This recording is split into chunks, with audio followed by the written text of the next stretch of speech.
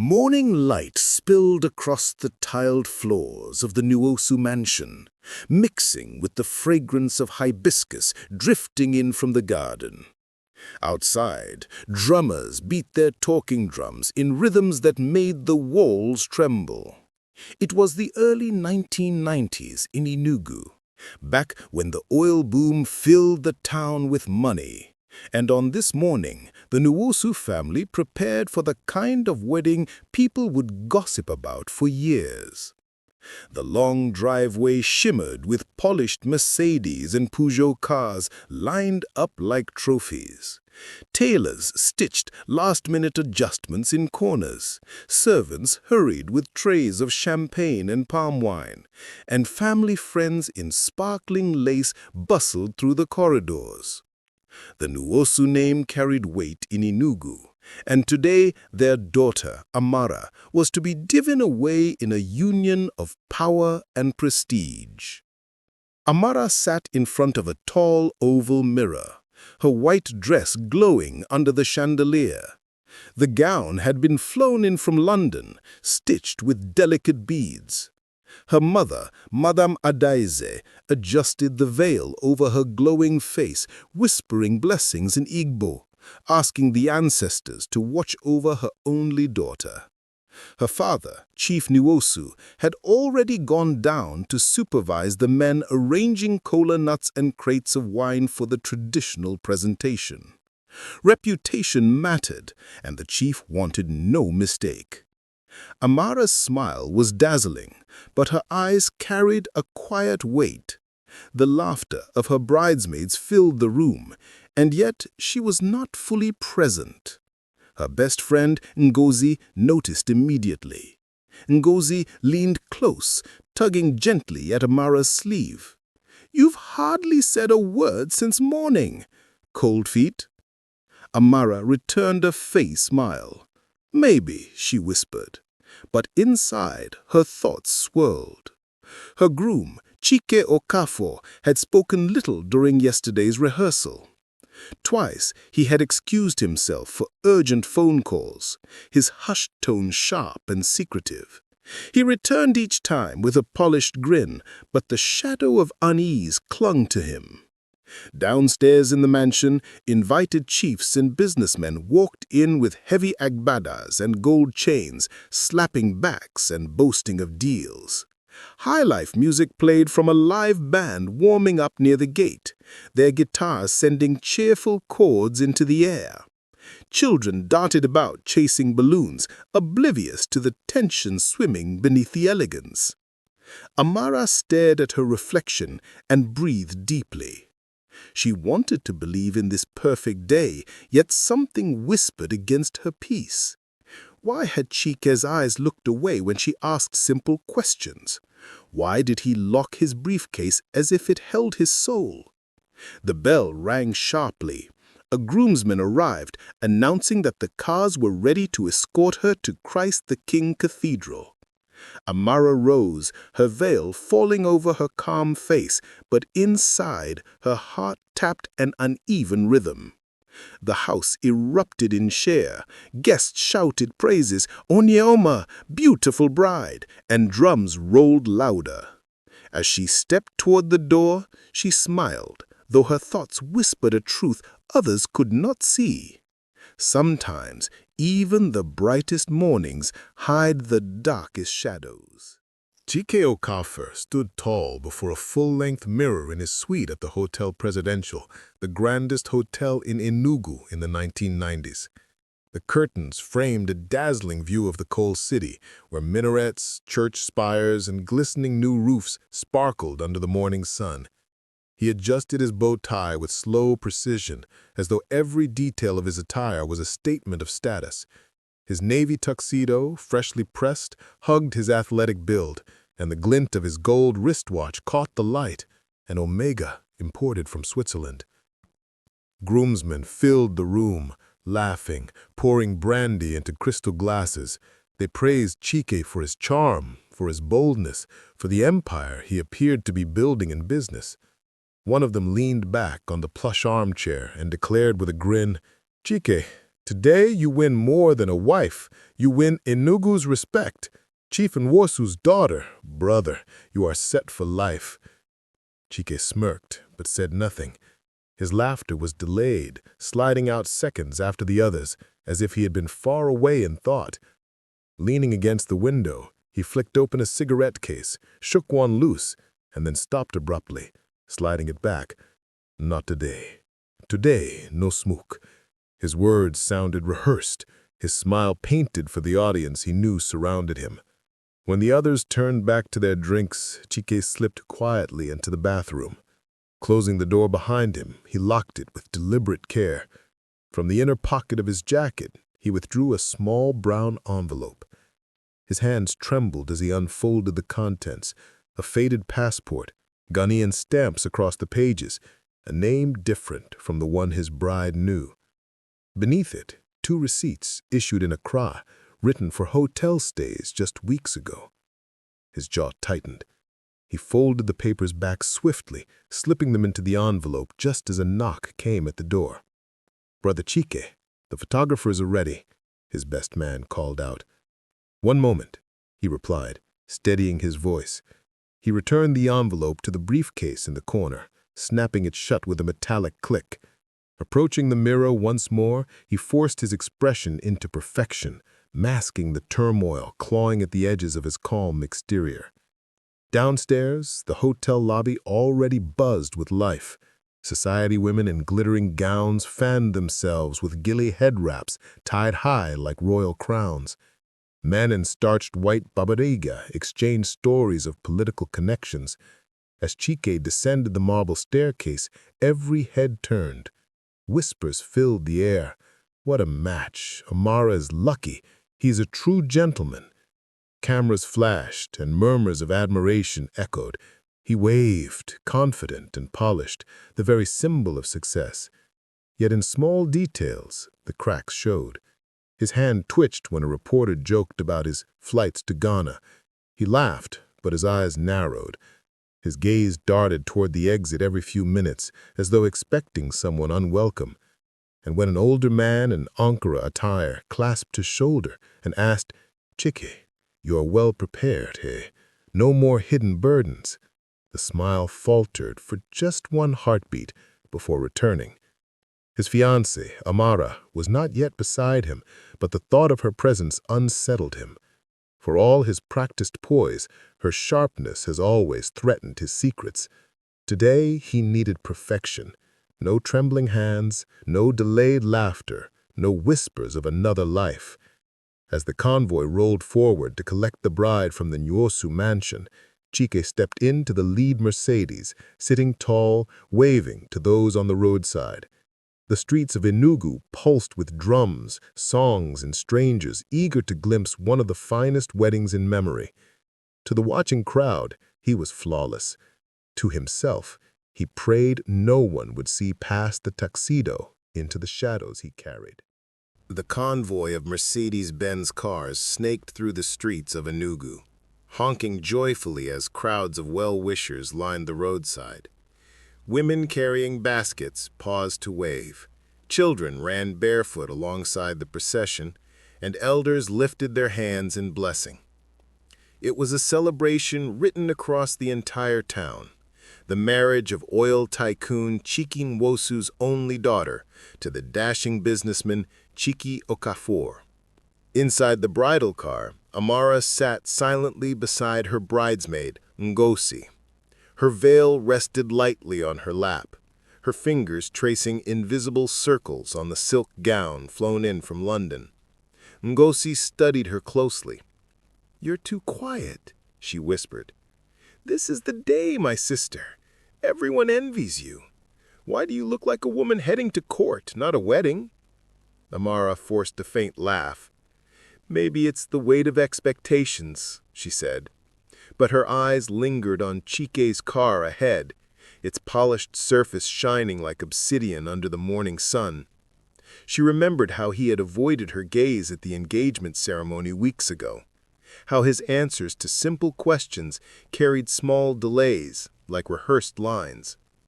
As the convoy slowed near Ogui Road, Amara spotted something unusual. Chike's car pulled abruptly to the side near a small phone kiosk. It was the 1990s, before mobile phones filled pockets, and only landlines or public booths served most calls.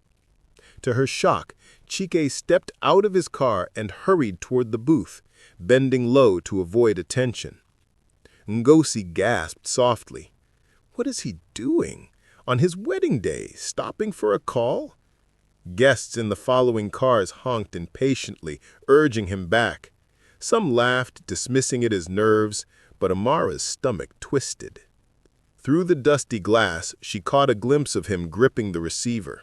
His free hand shook slightly, his jaw tight. The call lasted barely a minute, but when he returned, his finely polished smile returned too quickly, too bright, as though hiding something heavy. He slid back into the car, gestured grandly to the waiting convoy, and the procession resumed toward Christ the King Cathedral. Strange, Ngozi murmured. Amara only nodded, staring at him from the rear window.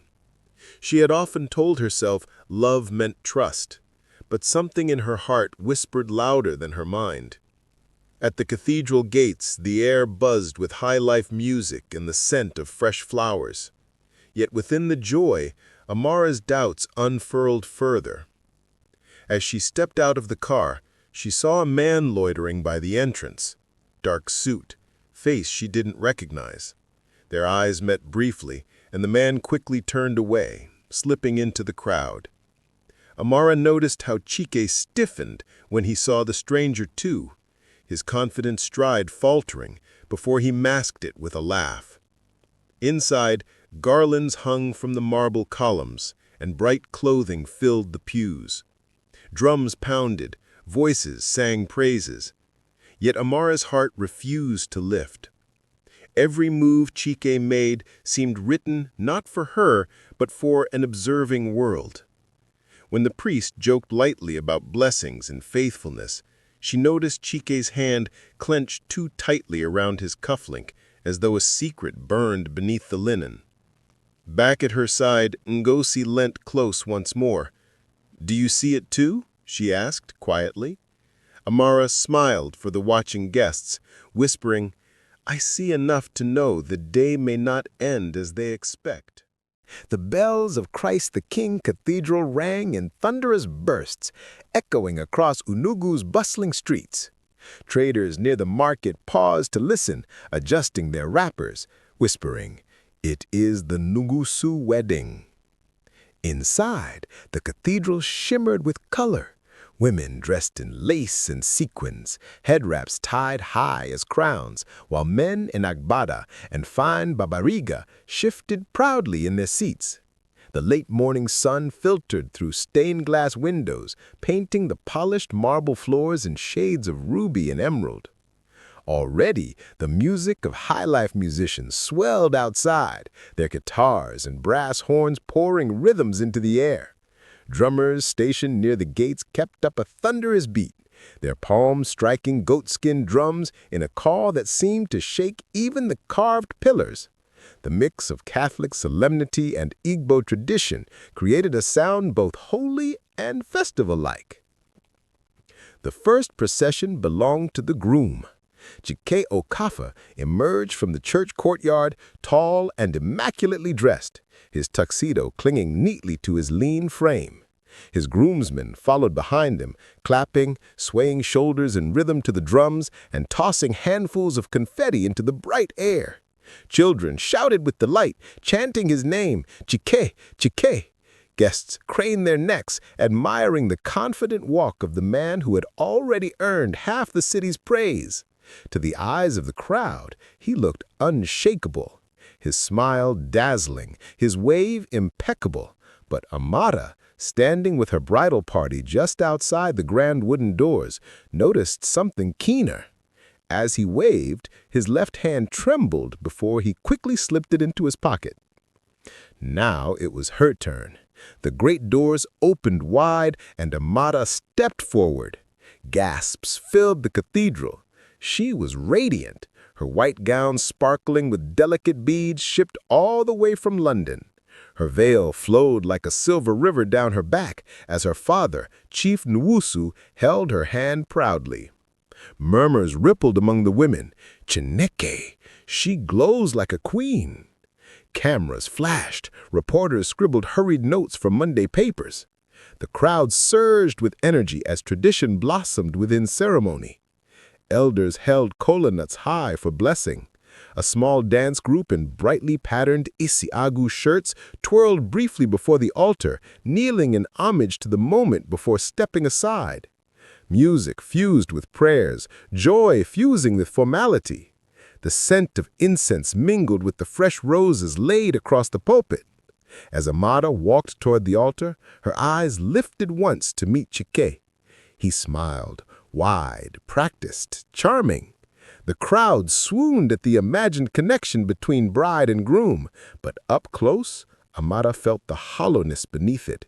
It was smile without soul, painted like enamel. And behind his shoulder, she noticed the same unfamiliar man she'd glimpsed earlier near the gate. This time, leaning beside a pillar, his eyes scanning the scene with unnerving focus. Chike noticed him too. For a half-second, his smile faltered, until the drums surged again, sweeping everyone in sound and movement. Her pulse raced beneath the gown. Every guest saw perfection, elegance, wealth, culture. But the bride, veil fluttering, felt that truth was lurking in shadow, waiting for its matchstick moment. The service had reached a solemn height. The priest raised his hands, chanting blessings in Latin mixed with Igbo prayers, incense drifting in soft gray clouds above the altar. The choir's voices soared like birds across the pews. Guests clapped to the rhythm of the drums that spilled from outside. Lace and silk shimmered beneath chandeliers. To all present, it was a wedding carved out of paradise. But Amara's focus drifted. Her eyes kept sliding toward Chike. He knelt upright, lips moving in whispered prayers, but his posture was stiff. Whenever the priest leaned close, Chike's gaze darted past the altar to the rear door, where ushers moved quietly in and out. It was as though he anticipated something, or someone. When it came time for the readings, the couple was asked to sit while passages from Corinthians echoed through the church. Amara lowered herself into her seat, veil brushing against the polished wood. Ngozi, faithful at her side, leaned closer. "You are shaking," she whispered. Amara forced a smile, though her hands trembled, hidden beneath her bouquet. "I'm fine." Yet she was not. Her gaze had fixed on the man in the dark suit at the corner, the one she'd noticed twice before. Now he leaned against a pillar, half-shaded by stained glass. His eyes didn't rest on the priest or the choir. They rested squarely on Chike. Moments later, as the choir rose in another hymn, Chike turned his head just slightly. His lips moved too, subtle for the crowd to see. The suited man tilted his chin in response, and Chike gave the faintest nod. It was the kind of secret exchange that would go unnoticed in a hall full of noise, unnoticed by everyone except the bride. Her stomach knotted. What was that? Why, on a sacred day like this, would her groom be signaling to a stranger? By the time the hymn ended, the stranger had slipped quietly into the side vestry corridor. Amara's eyes lingered on the open arch he had walked through. She tapped Ngozi's sleeve, signaling for help. Ngozi frowned but understood. As guests turned their attention to the sermon, Amara leaned close to one of the junior bridesmaids and whispered, "Help me, tell the usher I need the small restroom at the side." Minutes later, with careful grace, Amara and Ngozi slipped from the pew and edged into the side hallway. The sound of the ceremony dulled behind the heavy wall. The corridor smelled faintly of incense and polish, with small doors leading to storerooms and a line of telephones mounted on the plaster wall. They rounded a corner, and there he was. The stranger stood with his back to them, holding the receiver of a landline pressed to his ear. His voice was low, urgent. Amara froze, listening. "She doesn't know," he said in accented English. "The man is still carrying the Accra papers. He wants assurances before the reception. Yes, he will give them the account numbers by nightfall. The girl is innocent, but you'll have what you need." Amara's lungs constricted. Accra? Papers? Account numbers? The man turned suddenly, and she ducked back against the wall, clutching Ngozi's hand to keep silent. His eyes scanned the empty corridor. Then he hung up and slipped toward the exit that led to the street outside. When it was safe, Amara stepped into the small booth. The phone still rocked on its hook, the faint echo of a disconnected line in her ear. The papers. He said papers. And innocence. This wasn't idle gossip. This was business. Dangerous business. Ngozi whispered sharply, "Amara, let's go back. People will notice you." But Amara's mind, sharp and trained beyond appearances, tied the threads. The suspicious phone calls Chike made during the rehearsal, the hurried stop at the booth this morning, the envelope she'd glimpsed in his briefcase. Now this man speaking about Accra papers and her innocence.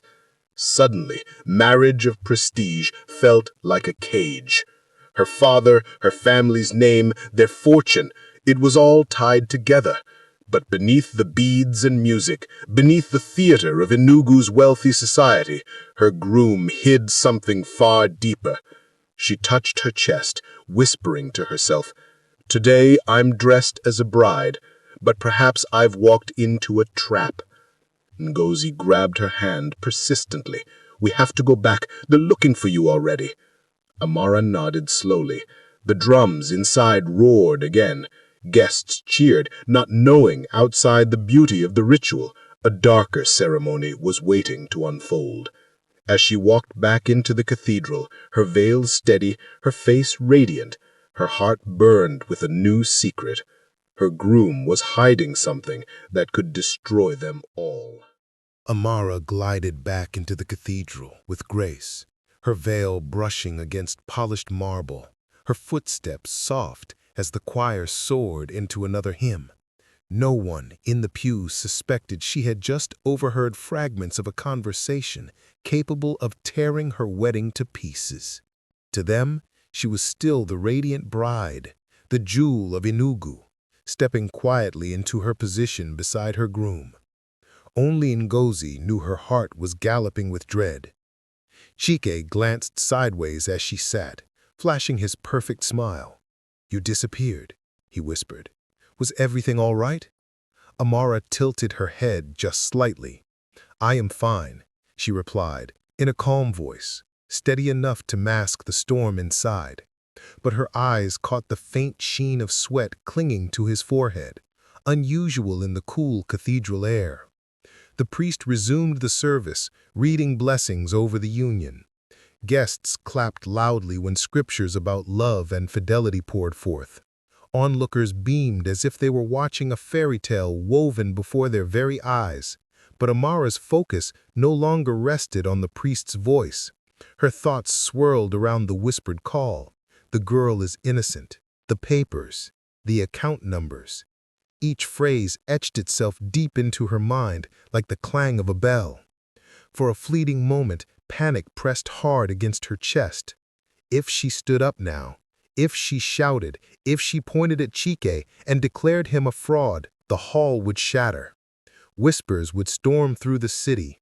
Her father's name would be dragged through mud. The press would write headlines for weeks. What bride walks away on the altar? But then another thought surged. If she stayed silent forever, she would live chained to a man whose life was built on lies. She let the options roll over her heart like hot stones. Then, slowly, almost like rising from the ashes of her fear, a quiet strength filled her. No, she would not collapse. No, she would not retreat. Timing mattered. A secret must be unfolded at the right moment, not in haste. Across the aisle she saw her father's proud face. Chief Nwosu lifted his chin, smiling at his daughter with pride that came not only from wealth, but from dignity. Amara clenched the bouquet in her lap, whispering to herself, "I will not drag him into disgrace, but neither will I let this man bury me." Her lips curved slightly into a serene smile. The guests watching thought they saw a bride's joy. Inside, they were witnessing the mask of resolve, a woman biding her time, waiting for the perfect strike. As applause thundered once more, Amara lowered her gaze. Her silence was no surrender. It was a blade hidden under silk. The air inside Christ the King Cathedral grew hushed as the priest signaled for the vows to begin. Bells rang 3 solemn notes, and light poured through stained glass like God's own spotlight. The congregation leaned forward, eager to witness the union of 2 families whose names carried prestige across Enugu. This was not just marriage. It was a merger of influence, oil wealth, and ambition. Amara walked slowly to the altar, her veil shimmering, her father's proud stride beside her. The murmurs of guests hushed into reverence. Chief Nwosu handed his daughter's hand to Chike with ceremonial elegance, and the priest's voice lifted. "Who gives this woman to be married to this man?" "I do," Chief Nwosu declared, his bass voice echoing across the stone pillars. Applause followed, long and thunderous. The cathedral vibrated with clapping, high-life beats faint from outside, blending with joyful ululations. Amara lowered her gaze demurely, but behind her still face her mind raced. She felt Chike's palm against hers, warm, strong, but damp with perspiration. His polished exterior could not hide the tremor in his hand. The priest began the vows. "Chike Okafor, do you take Amara Nwosu to be your lawful wedded wife, to have and to hold, for better, for worse, in sickness and in health, for richer, for poorer?" "Yes, father," Chike replied firmly, his baritone voice full of confidence. The guests cheered, men slapping each other's backs, women nodding in admiration. Cameras flashed. Chike smiled, soaking in the praise. Then it was Amara's turn. "Do you, Amara Nwosu, take Chike Okafor to be your lawful wedded husband?" Her throat tightened. For a heartbeat, she considered telling the truth to the entire room, but she exhaled slowly, her lips parting into a small, contained response. "Yes, father." The words sounded steady, but in her heart they were no pledge. They were a pause, a mask, a hand steadying a blade that was yet to fall. The priest lifted his arms, blessing them. "May your union be blessed, sanctified, and everlasting." As he spoke, Amara's gaze shifted. The stranger in the dark suit had returned, now standing at the far aisle, silent, watching. He leaned against the column as though expecting the ceremony to collapse. Amara saw how Chike noticed him too, his smile tightening unnaturally. The rings were brought forward on a silver tray. The best man, sweating profusely from excitement, handed Chike the smaller band. Chike slid it onto Amara's finger, murmuring, "Forever, my dear." His smile was polished perfection. Amara lifted her hand to receive his ring in return. The entire hall leaned forward, women whispering blessings. She slid the band over his finger with grace, meeting his eyes. Outwardly calm, inwardly burning, she whispered so quietly no one heard, "Forever is too long for a lie." Chike flinched slightly, eyes narrowing, though his grin did not drop for the crowd. The priest lifted the book and announced, "I now pronounce you husband and wife." Wild cheers filled the cathedral. Drums outside roared. Elders clapped with joy. The groom, grinning ear to ear, leaned forward to kiss her cheek, and Amara allowed it, tilting her face toward him. The cameras captured perfection. A handsome groom sealing vows, a radiant bride glimmering like ivory, the union of power and wealth. Yet hidden beneath the veil, her eyes carried a glint fiercer than the diamond on her finger. The cathedral still rang with applause, drums echoing from the courtyard. Guests lifted cameras, eager to capture the kiss that sealed the vows. The priest waited for the clamor to calm before continuing. Now, as husband and wife, you may step forward together to greet your families. Father, Amara's voice cut through the hall, soft at first, but sharp enough to still the crowd. The murmurs dulled. She stepped forward, her veil trembling faintly as she raised her hand. Before we go further, before blessings are poured over false foundations, I need to speak. The congregation froze in stunned silence. Chief Nwosu's smile faltered. Madame Adaise clutched her chest. Chike turned sharply toward her, whispering harshly, "What are you doing? This is not the time." But Amara's eyes glistened with calm defiance. She signaled to Ngozi, who reached into the folds of the bride's clutch and withdrew a small silver tape recorder. The device gleamed briefly under the cathedral's chandeliers, its buttons worn from handling in secret. Gasps filled the aisles. In the 1990s, few moments felt as incriminating as a cassette's whir. Amara's voice did not tremble when she spoke. "This morning, my groom stepped away for calls he claimed were urgent business. But business has no place at God's altar." Chike forced a laugh, shaking his head toward the guests. "She is nervous. Brides feel overwhelmed." Click. Ngozi pressed play. A distorted voice filled the cathedral, but the words were clear. "The girl is innocent. He will give the account numbers by nightfall.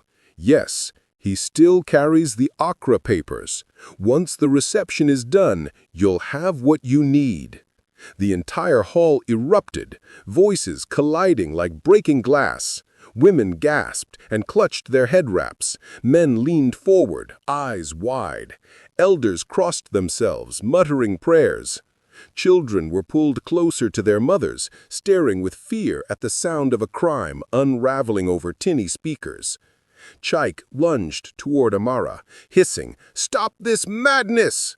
But two groomsmen caught him by the sleeve, stunned themselves by the exposure. His perfect mask began tearing, panic seeping through his polished grin. Amara's voice rose above the noise, steady and sharp. "I entered this house prepared to give my vows, but not my life to deceit. My innocence, my family's honor, will not be traded for business deals buried in shadows." The priest stepped back, face pale, gripping his Bible tightly. Guests whispered furiously, "Account numbers, papers from Accra. What is this?" Cameras flashed wildly as reporters scribbled. The man in the dark suit, standing at the corner, slipped out quietly as if his task were done. Chike's breathing grew ragged. He reached to snatch the recorder, but Amara lifted it high, her veil falling back to reveal eyes blazing with resolve. "No," she said firmly, "not today, not ever." The cathedral cracked open into pandemonium. Where a moment ago there had been cheers and songs, now only gasps and chaos filled the air. Women rose from their pews, clutching ghillie head wraps in disbelief. Men argued in hushed but urgent voices, gesturing angrily at Chike as though his shame splattered them all. The choir fell silent mid-hymn, their voices strangled in confusion. Chike staggered at the altar, sweat rolling down his forehead. His hands shook as if he'd been stripped bare before the town itself. "It is lies!" he shouted, trying to wrest control of the hall. "She is confused, tricked. This is no proof." But the crowd would not be calmed. Elders on the front pew leaned forward, shaking their heads gravely. One of them muttered, "Accra papers. Business with foreigners. Dirty dealings. So that is the true groom." Amara stood firm, veil pushed back, her eyes locked on the man who had nearly made her a pawn. For a heartbeat, the entire hall looked at her, some in awe, some in pity, but most in shock that a bride could summon such boldness at the very edge of her own vows. Her father, Chief Nwosu, finally rose. His rich brown agbada swung as he marched into the aisle, his face thunderous. He had expected a union that fortified his legacy. Instead, he had been dragged into scandal. "Enough," he boomed, his voice echoing like a war drum. "This wedding will not continue until answers are given." Gasps rippled once more. Family members from both sides surged forward as ushers struggled to contain the frenzy. Madame Adaetswe clutched her beads, tears on her cheeks, murmuring prayers beneath her breath. Amara's brother, Obina, positioned himself quickly by her side, fists clenched, glaring at Chike. Chike, cornered, forced a wide grin. "Chief, believe me, this is manipulation. Someone wants to ruin me," he said, voice cracking. "I love your daughter." "Love?" Amara's voice cut, sharp as glass. "Love does not hide business with strangers behind telephones. Love does not trade a bride's innocence for accounts in foreign banks." The crowd roared, half with cries of shock and half with murmured agreement. Chemists' wives shook their heads. Traders whispered, "So the groom carries secrets into marriage. Let the gods judge." The priest, trembling, closed the Bible with a heavy clap. "This house is for light and truth," he said, voice low but firm. "No ceremony may proceed in deceit." At that, Amara turned. She did not run or falter. She stepped firmly down the aisle, Obina walking beside her like a shield. Guests parted in stunned silence as she moved, her gown brushing the tiled floor.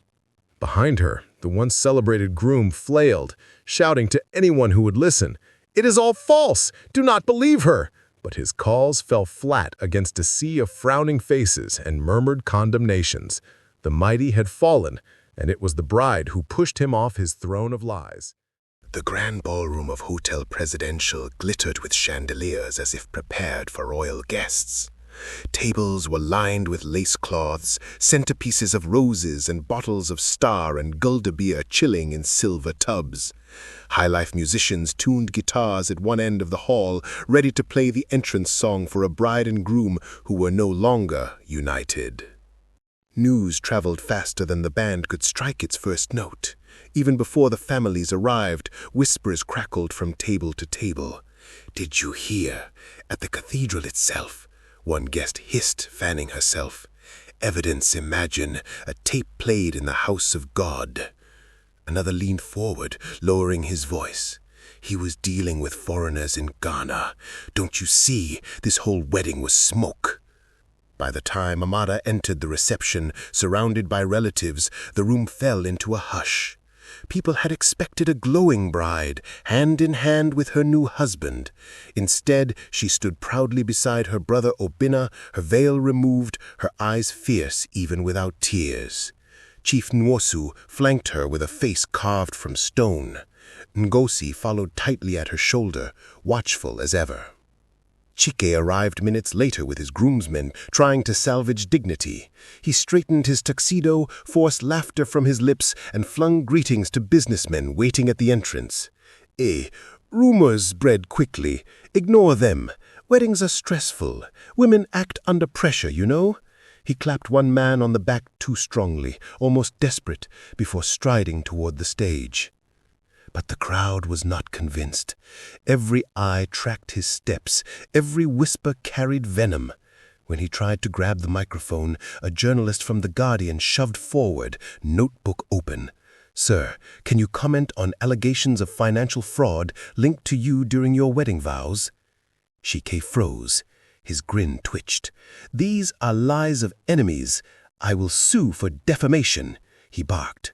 But cameras had already clicked, capturing his flushed face. Amara sat at the high table beside her parents, her chin held high. She never looked directly at him. She didn't need to. Her silence itself was an indictment, more powerful than any speech. The crowd absorbed her poise and judged accordingly. The musicians strummed nervously, waiting for a signal to play.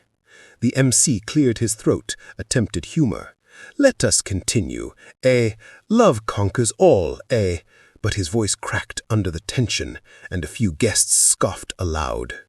Then, as if the gods themselves declared judgment, one of Chike's associates was spotted slipping discreetly out of the hall with a briefcase. Two men whispered, "That looks like foreign papers." Others quickly picked up the chain of suspicion. So it is true. There are documents, maybe bank files in Accra. Who knows how deep it runs?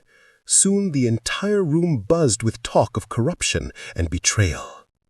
Chike's mask faltered further.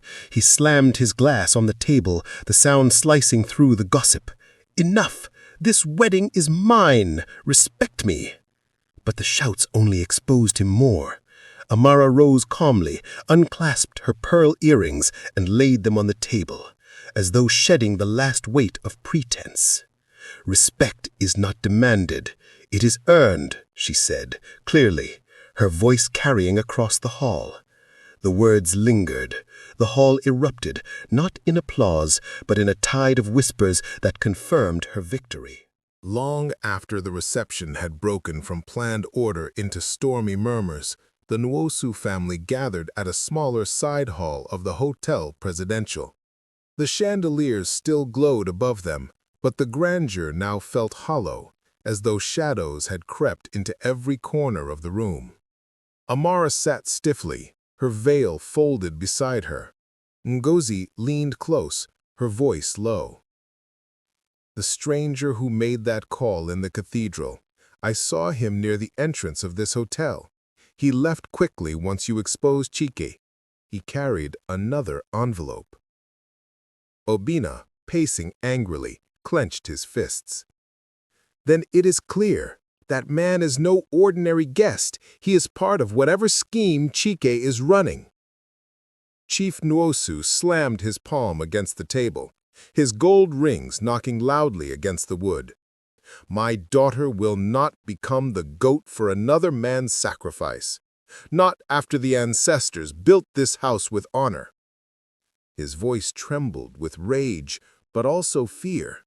For in 1990's Enugu, scandal did not only stain families, it toppled them from contracts, board seats, and political protection. Madame Adaise gently rubbed her husband's shoulders. "We must be careful. Proof is power.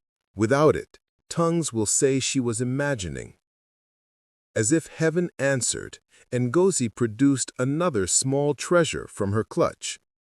"I found this, hidden under one of the side tables near the vestry," she said, sliding a folded document across to Amara. Amara unfolded it slowly. A photocopied bank statement from Ghana cedis to US dollars, dated just days ago. Several transfers bore Chike Okafor's neat signature. The recipient line chilled her. Account holder, Ose and Partners. A name she barely recognized, but one whispered in Ungu as men involved with smuggling, laundering money through Accra into Europe. Her hands tightened on the paper. Suddenly, everything formed a clear picture. Chike hadn't just been distracted by wedding jitters. He was running side deals using the Nwosu name as his shield, preparing to marry into their wealth while funneling funds through illicit partnerships abroad. Obina growled. "So this is why he rushed at the payphone. He carries vital papers, maybe even forgery contracts, into sacred spaces.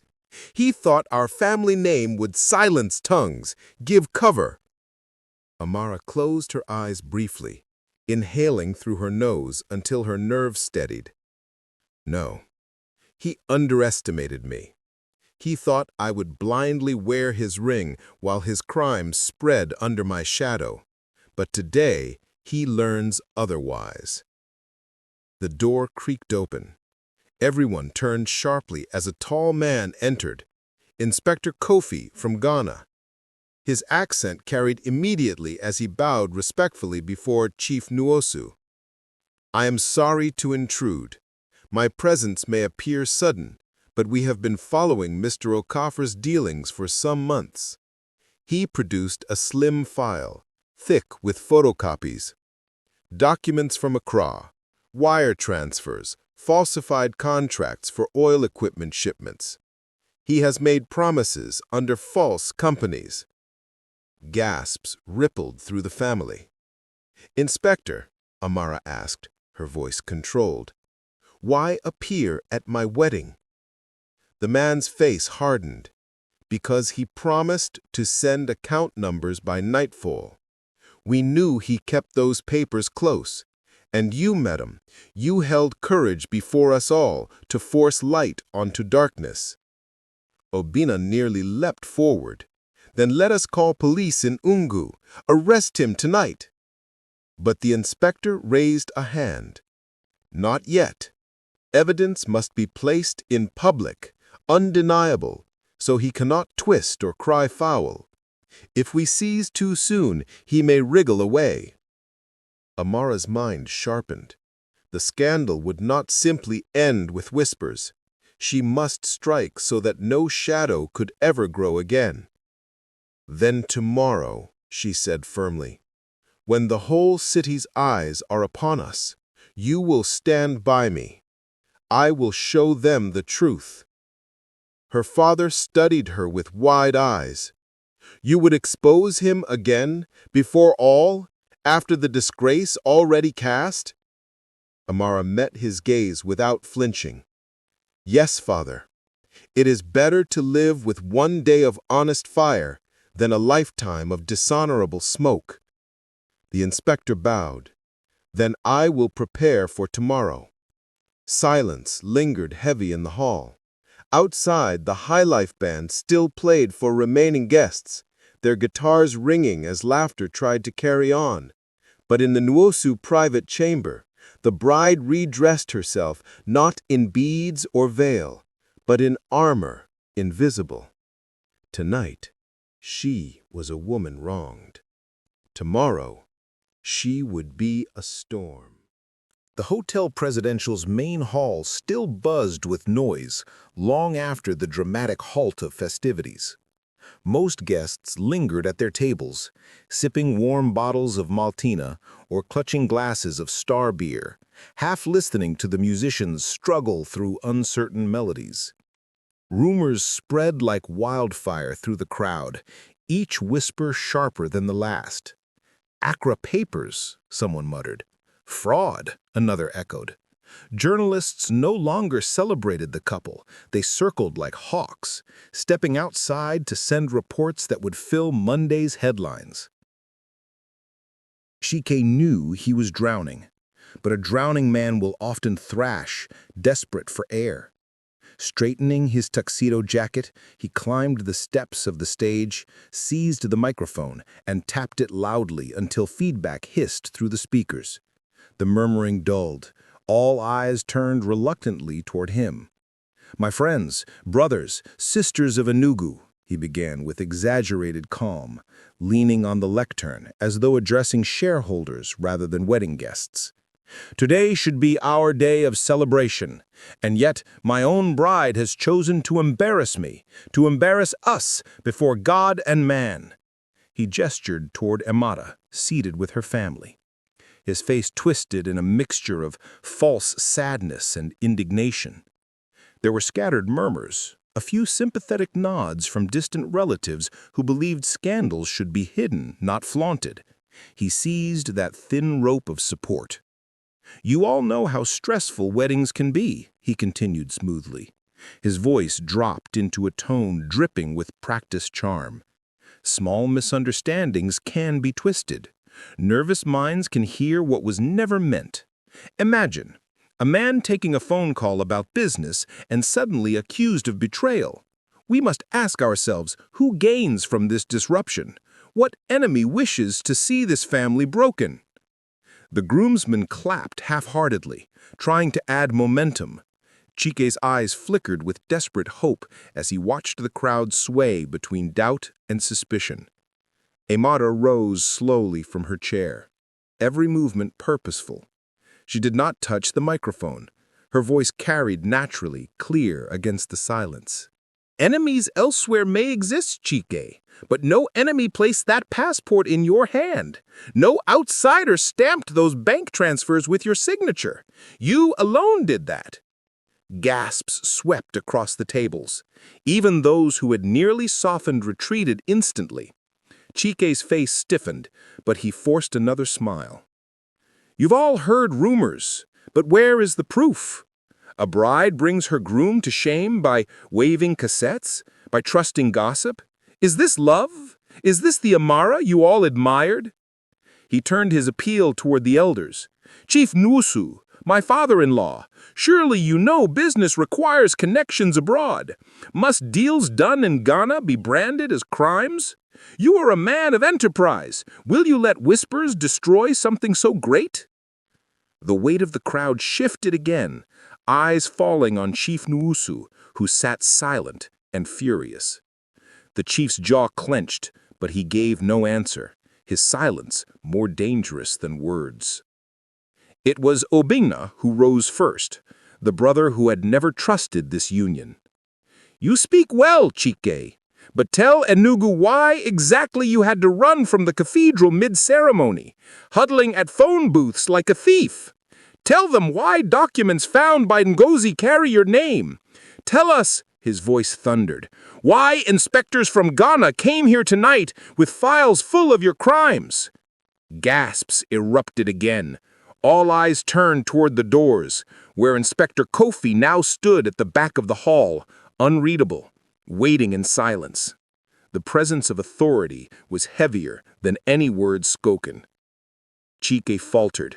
Panic twitched across his face as sweat dripped down his brow, yet still he clutched the microphone like a shield. It is political. You don't understand. I was set up. Amara cut him off, her voice calm and resolute. The more you speak, the more you condemn yourself. Tonight you tried to paint me as hysterical, but tomorrow you will watch as the truth paints itself in a canvas that no man can deny. And just like that, his grip on the crowd slipped away. The hall filled with whispers again, this time no longer divided. He had argued too loudly, too desperately, his mask bleeding cracks beyond repair. The Hotel Presidential had finally grown quiet. The band had packed their instruments, journalists had left with shuffling cameras, and the once lavish reception hall sat littered with half-eaten plates of jollof and overturned bottles of gulder. Outside, the night air of Enugu carried the distant hum of traffic and the faint chorus of crickets. Amara slipped away from the chaos with her mother at her side, their high heels echoing down the polished corridor. In a private suite reserved for the family, she sat by the window, staring into the dark city lights. She had expected to spend her wedding night wrapped in celebration. Instead, she now carried the fire of scandal and the strange weight of victory.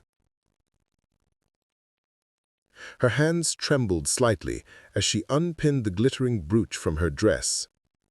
Across from her, Madame Adeze sighed deeply, folding her wrapper tighter around her shoulders.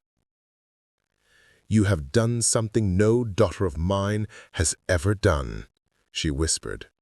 "You looked deceit in the eye and refused its hand."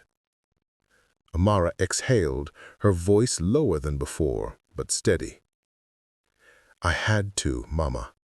If I had kept silent, I would have been his shield, and the shield would have shattered me." Her brother Obinna entered swiftly, still brimming with anger. "Sister, you held the city in your palm today. Do you realize? If you had faltered, he would have painted you the fool. But you never bowed. You stood." He paced the room, hands clenched. "Let him fume. Let him scramble. For once it is he who drowns." Though his words comforted her, Amara's thoughts stretched further. She had not only stopped a false marriage, she had shown Enugu that even a woman covered in silk and lace could wield truth like a spear. Yet the battle was not finished. The Accra papers, the accounts, the fraud, these were more than rumors. If left unexposed in full, Chike could still crawl his way back into respectability. She rose slowly, pushing aside her veil. Looking into the mirror by the suite door, she no longer saw the frightened bride who trembled under chants and drums hours ago. She saw a woman sharpened by fire. "I will not pity him," she said in a steady tone. "I will not run from whispers. I will turn them into thunder." Ngozi, who had sat quietly all along, finally spoke, her eyes shining with pride. "Then we stand with you. Tomorrow the city will not only remember the day a bride exposed a groom, they will remember the day Amara Nwosu claimed her own strength." Amara nodded, her reflection meeting her gaze. She was not ruined, she was not weak. Tonight she rose, not as a defeated bride, but as a woman ready to redraw her future with her own hands. The early hours of the morning wrapped Enugu in a velvet hush. Street vendors had long folded their stalls, and the glow of coal lanterns flickered in corners where night guards muttered prayers against thieves. In the presidential suite of the hotel, Amara sat cross-legged on the bed, no longer in her wedding gown, but in a simple wrapper tied neatly at her chest. The heavy weight of satin and lace was gone. What remained was lighter, freer, though the burden of decision pressed on her shoulders. Inspector Kofi spread a series of folders across a polished table nearby. His Ghanaian accent colored every word as he spoke. "These are not rumors, madam. They are movements across accounts.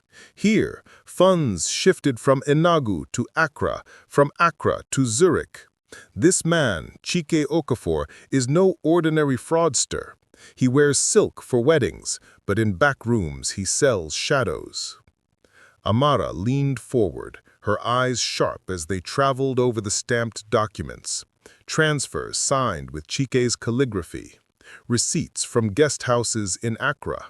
Promises made on forged company letterheads. The evidence lay there in black and white. And yet she realized what mattered more, how it would be used. Obina stormed about the suite, his young energy restless. "Let us drag him to police now," he barked. "Tonight they can seize him from his hotel, throw him into cells. Why wait for tomorrow?" Inspector Kofi raised one hand, calm but firm. "If we move in secret, his allies will spin stories faster than lightning. But if we drag these papers into the light of day, with all eyes as witnesses, no lie can stand." Amara absorbed the words quietly. Images replayed in her mind. Her father's thunderous voice in the cathedral, the cassette clicking on, the crowd gasping as truth shattered veneers. She knew the inspector was right. Silence killed truth like poison diluted in wine. But when truth walked under sunlight, no one could deny its shape. She stood and walked to the window, gazing at Enugu's skyline glowing faintly under the last watch of night.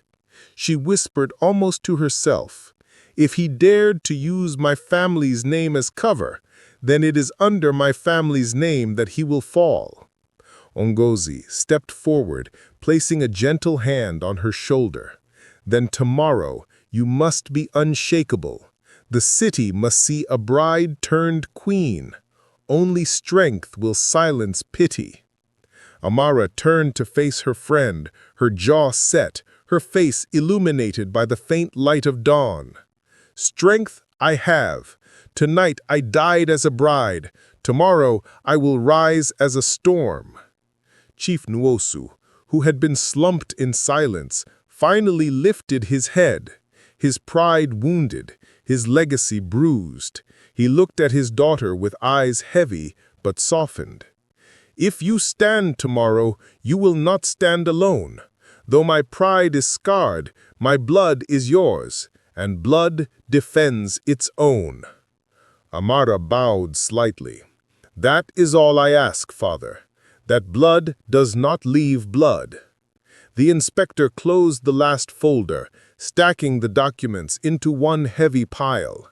"Then prepare yourselves, for tomorrow Enugu will gather not for a wedding, but for judgment." As the family slipped into quiet after the storm of words, Amara returned to the bed. Sleep did not come. Instead, she replayed every lie, every smile, every whisper from Chike. Each replay only sharpened her resolve. By dawn, the bride who once trembled at the altar had disappeared. In her place sat a woman cloaked, unseen, yet mighty. A woman who had drawn new breath, not from love, but from resolve. Her strength was now her secret. And by the end of the next day, the city would feel it. Enugu awoke the next morning under a heavy sky. Clouds hung low over the roofs, as though the heavens themselves sensed that the day would not be ordinary. Newspapers had already begun circulating exaggerated headlines about the wedding that stopped Enugu. Vendors shouting along Ugwi Road, "Bride exposes groom! Rich union ends in scandal!" Men gathered at beer parlors, women whispered in salons, and children replayed what they had overheard from adults. The whole city buzzed, hungry for more. Inside the Nwosu mansion, Amara sat before a long dining table scattered with evidence. Inspector Kofi opened the Ghanaian files once more, while Ngozi checked the old cassette recorder. Obina leaned against the wall, restless, determined, ready to fight at the slightest provocation. Their father, Chief Nwosu, presided silently at the head of the table, his cane tapping the ground in slow rhythm, his pride scarred, but his authority still intact. Amara's voice was calm but sharp. "Enugu's eyes are on us.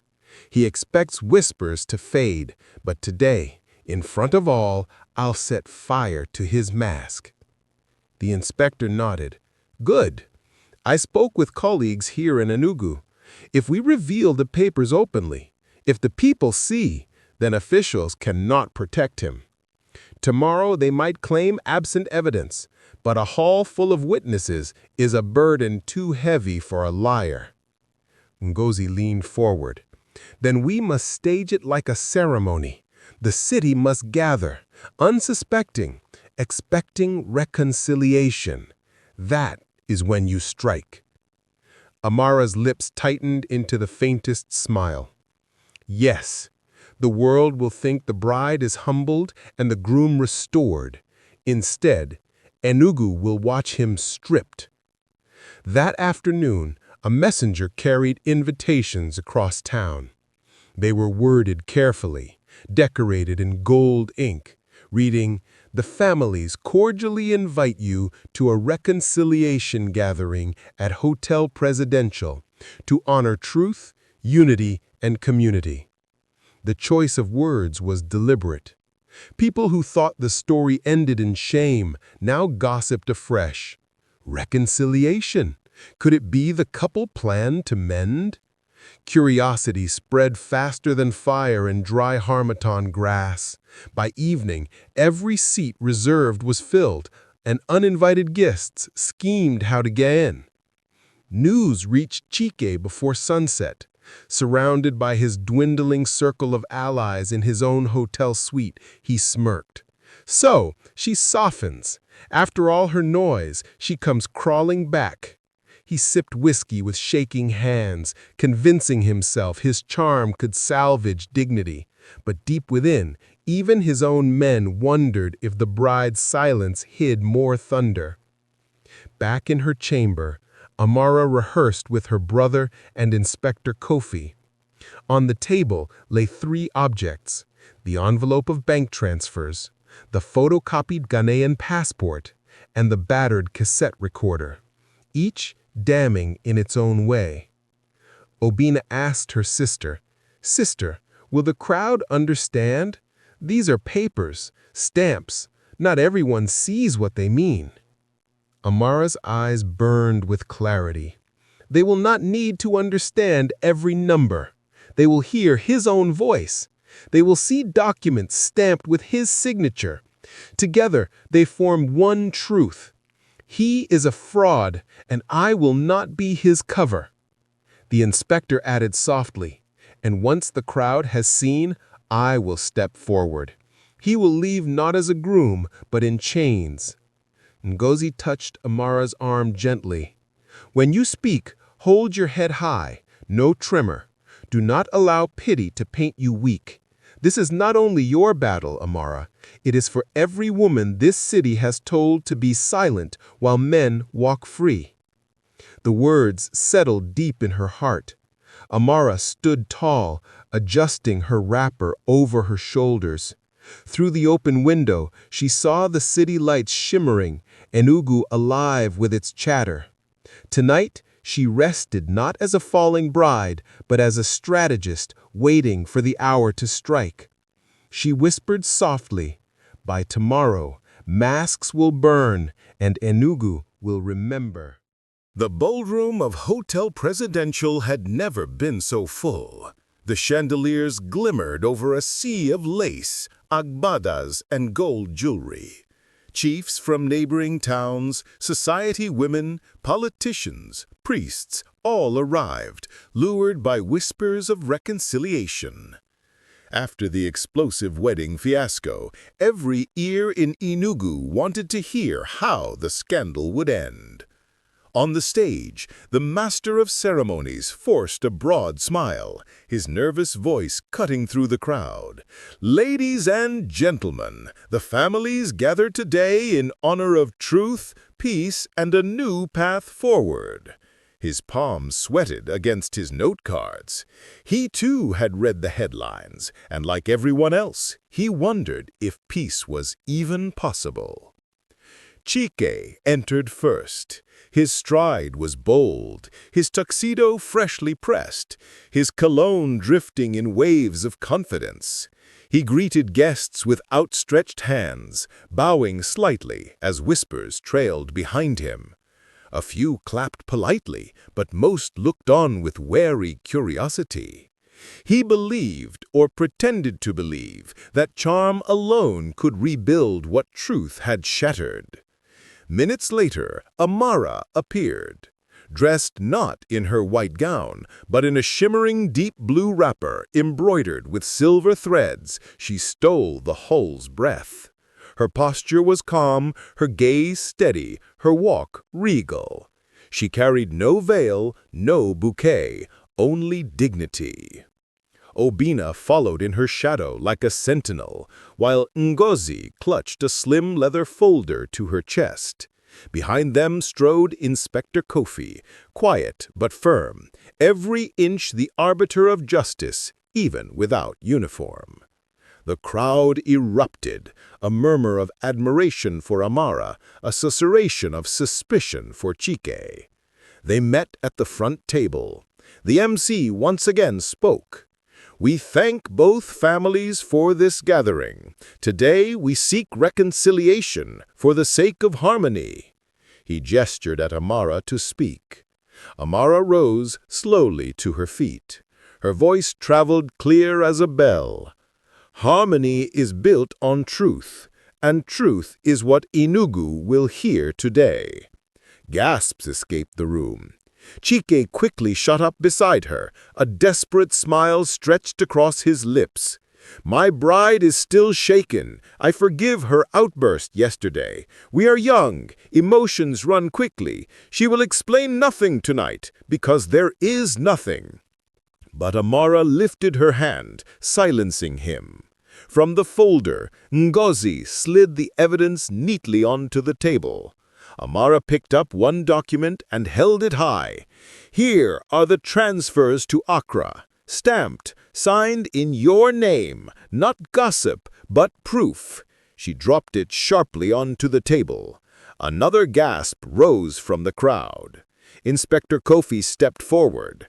"And I, officer of law from Ghana, affirm these are under investigation. The man you call Groom built partnerships with known gangs. He planned to funnel money through this union." Chaos surged like a wave. Reporters leapt to their feet, pens scratching wildly. Elders shook their heads, sighing, "Abomination." Chiefs leaned forward with grave eyes. Women hissed prayers that the young bride had escaped destruction. Chike's mask crumbled piece by piece. He fumbled to laugh. Lies, forged papers, Then Amara lifted the cassette recorder. The hall fell so silent one could hear the chandelier crystals sway. She pressed play, and once again the voice filled the air. "The girl is innocent. He will give the account numbers by nightfall. He still carries the Accra papers." The evidence sealed like iron doors around Chike. Guests recoiled, some covering their mouths in horror. This was not rumor. It was betrayal, treachery, drawn in both ink and voice. Amara lifted her chin, eyes gleaming. "This was meant to be my wedding. Instead, it has become his trial, not in secret, but before the whole of Enugu. The man who sought to bury his fraud in love's clothing stands naked in shame." The whole erupted, not in applause, not in joy, but in the collective roar of truth unleashed. The bride had turned reconciliation into revelation. The ballroom remained tense, even after the recorder clicked silent. The words that had floated through the speakers still hung heavy in the air, wrapping shame around Chike like chains. Reporters crowded nearer, their flashes stinging his sweating face. Elders, dignitaries, and chiefs who had once placed hands of blessing on his shoulders now turned away in disgust. Inspector Kofi stepped forward, his voice steady but final. "Chike Okafor, you are wanted in Ghana for fraud and laundering. Tonight you hope to hide in marriage, but you will face justice instead." Two plain-clothed officers entered quietly, moving through the murmuring crowd. Chike struggled, shouting at anyone who would listen, but his words drowned beneath the noise. They escorted him out of the hall like a thief caught red-handed, his shoulders slumped, his future turning into smoke. That was the last image Enugu would remember of the once-admired Groom. Escorted into darkness, his dreams dissolved. Amara remained standing at the stage. For a long moment she simply breathed, her shoulders square, her gaze lifted beyond the glitter of chandeliers. The faces around her began to soften, their judgment replaced by admiration. This was no longer scandal, it was triumph. She had faced deception and answered it not with silence, but with courage. Her father, Chief Nwosu, rose from his chair. Earlier shame had bent him low. Now, with trembling pride, he walked to his daughter and placed both hands on her shoulders. "You have done what many men feared to do," he said, his deep voice resonant, filling the room. "You stood for truth, and in that truth you saved not only yourself, but our name." Tears welled in Madame Adese's eyes, and she clutched Amara close, whispering prayers of gratitude.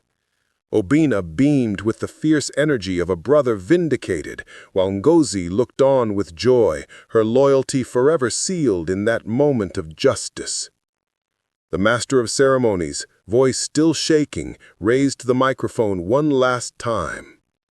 "Ladies and gentlemen, though this gathering was scarred by shame, it ends in light. Tonight we do not celebrate a union of deceit. We celebrate courage, dignity, and the reminder that love must be truthful, or it is nothing. A ripple of applause moved cautiously through the hall, at first hesitant, then swelling with warmth. Guests rose to their feet in solidarity, clapping not for scandal, but for Amara, the bride who had refused to be broken. Later, as the crowd dispersed into the cool Enugu night, Amara lingered by the window of the emptying hall. She looked out at the city, its yellow street lamps glowing through the trees, its people buzzing with stories they would tell for years. For the first time in days, she felt her chest loosen, her breath deepen. She was free. She whispered softly to herself, "Better a broken vow than a broken life." And with those words, she turned away from the shattered remains of false promise, stepping into tomorrow as a woman healed by courage, shielded by dignity, and crowned not with a husband's name, but her own strength.